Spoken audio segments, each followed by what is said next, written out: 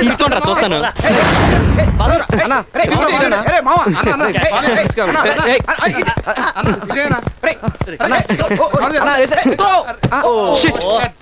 ఆ అమ్మాయి విషయంలో కూడా మనం ఫెయిల్ అయ్యాం.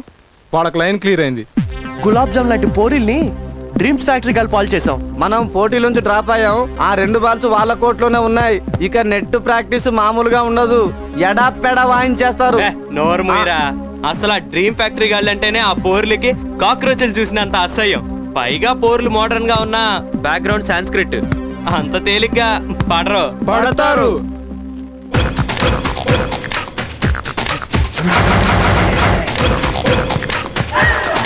Dreams gang.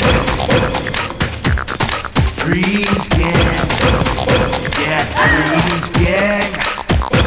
అంతేకాదు, రేపు 12 గంటలకు వాళ్ళిద్దరు మదన్ ఎక్కడ పవన్ ఎక్కడ అంటూ కాలేజ్ మొత్తం పిచ్చి పట్టినట్లు వెతుకుతారు. పెద్ద మెల్ గిబ్స్ అని, వీడు పెద్ద ట్రామ్ కూజర్ అని, మదన్ ఎక్కడ పవన్ ఎక్కడ అని ఆ పోరీలు మీ చుట్టూ తిరుగుతారా? మీరు నిజంగా గడ్డాలు మీసాలు షేవ్ చేసుకునే వాళ్ళైతే, ఆఫ్టర్ షేవ్ డియోడ్రెంట్ వాడే వాళ్ళైతే బెట్ కట్టండ్రా. లేకపోతే అన్ని ఫ్రెంచ్ వాడే వాళ్ళు అనుకుంటాం. అన్నో ఎంత మాట అన్నాడన్నా.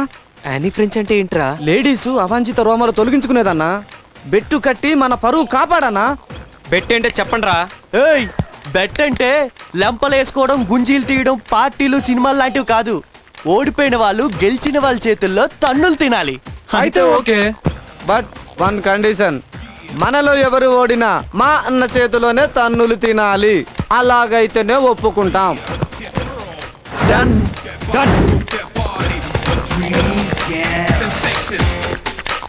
Yeah, dreams gang. అన్నా, నువ్వు వాళ్ళని ఎప్పటి నుంచో కొట్టాలనుకున్నావు కదన్నా.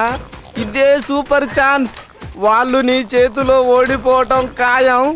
వాళ్ళని నువ్వు పీకుతుంటే మేము బీర్లు పీకుతాం.